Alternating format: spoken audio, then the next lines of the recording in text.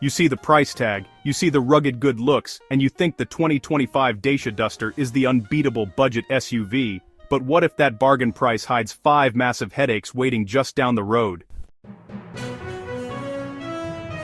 The Dacia Duster has cemented its legacy as the ultimate value champion, promising maximal car for minimal money. The latest 2025 model is sharper, more modern, and offers attractive new features, yet that aggressive initial price tag is inherently built upon severe compromises.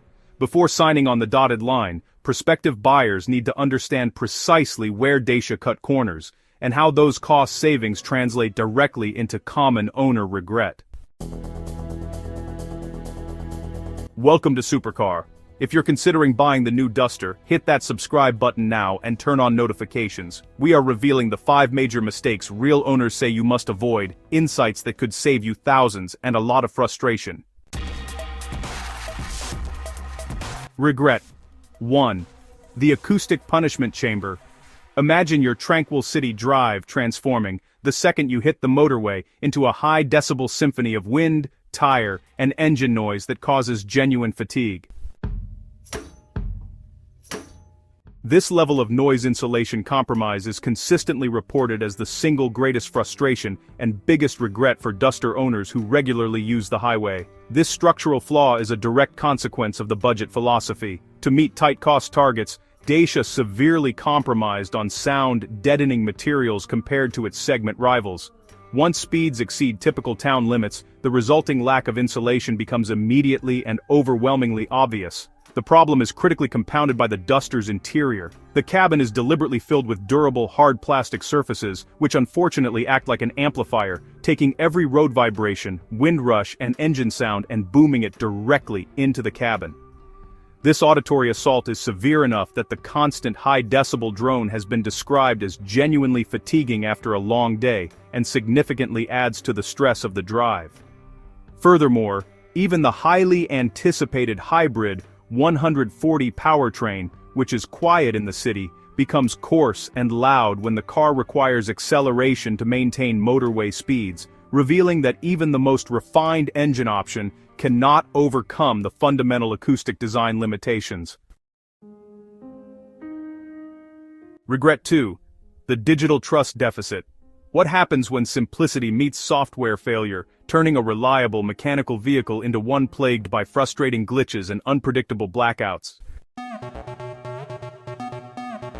While higher trims offer a substantial touchscreen display, the reliability of Dacia's integrated digital systems is a persistent source of owner distress. The incorporation of complex budget-engineered electronics, designed to meet market expectations and legal safety mandates, has introduced significant systemic flaws. Owners frequently report common issues with the infotainment interface, including multimedia screens freezing, blacking out, becoming unresponsive, and struggling with basic connectivity features such as Android Auto and Bluetooth. This instability extends to the service infrastructure. There are confirmed reports of the media console being completely broken due to an update. This is an example of Dacia's historical strength, mechanical reliability, being eroded by the forced integration of unstable technology. Furthermore, the mandated advanced driver assistance systems, like lane keeping assist, are widely criticized for being poorly integrated and overly intrusive, often requiring manual deactivation upon every ignition cycle, thus adding unnecessary daily annoyance to the driving routine. Regret number 3. It's all about the short-term comfort. You bought the Duster for its rugged durability, but honestly, how long before that hard-wearing interior starts to feel physically brutal on your daily commute?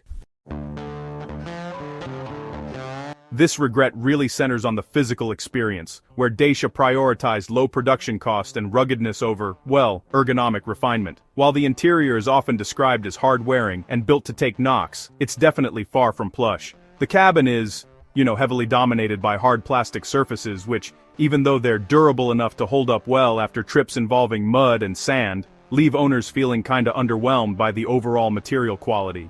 But, honestly, more critical are the ergonomic failures. Owners report that the seats are often described as not great for extended stints behind the wheel. Most specifically, a frequent point of contention is the spot where the driver rests their right elbow on long drives, which feels, well, notably like a concrete step. This specific physical annoyance really contributes to driving fatigue, compounding the noise issue detailed in regret number 1.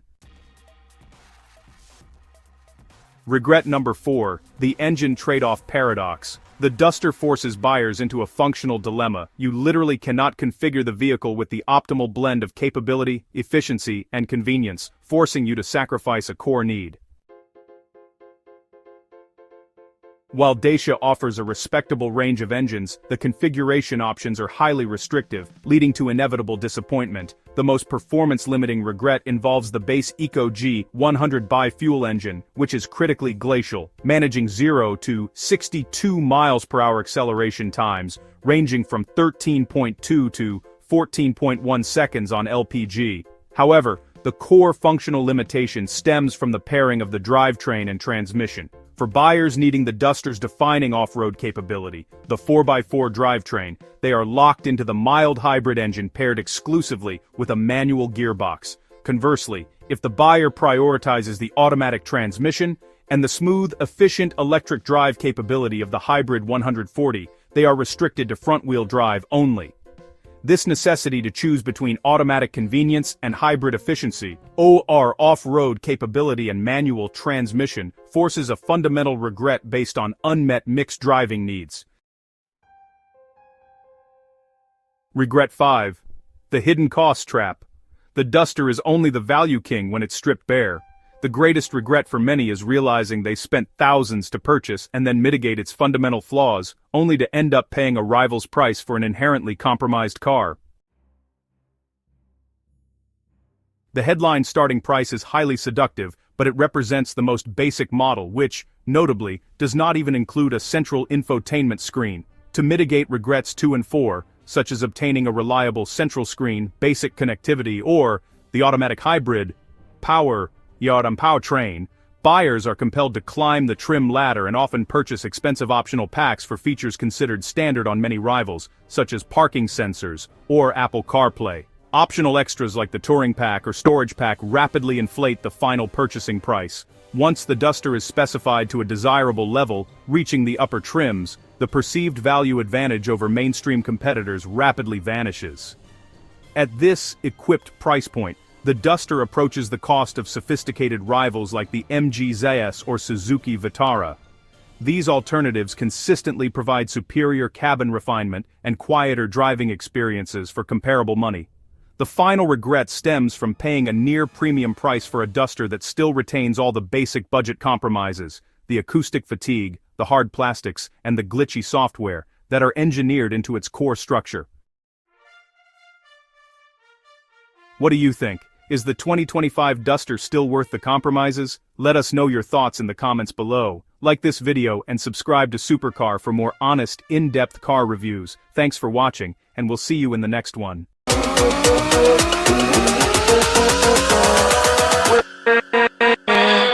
With